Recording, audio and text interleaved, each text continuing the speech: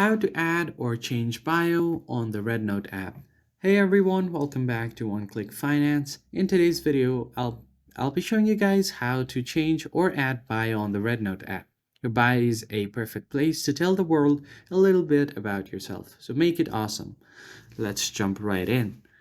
So the first thing you need to do is open up your REDnote app and make sure that you are logged into your account. If you haven't, just log in already. Then once you are logged in, head over to your profile tab at the bottom right corner. Once you get here, tap on the profile icon or the profile button to edit your profile. And from here, you'll find the bio option. Scroll down until you find the bio section, just tap on it. And if you already have a bio, it will be displayed right there. Now tap on it to edit. And here you can explain your bio or add your bio. You can even tag another account by adding a @ and it will show you other profiles that you can tag on your bio.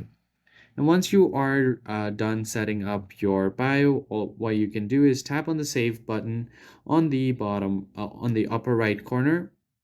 So once you have set your bio, just tap on save like this, and people will be able to see your bio on your profile like this.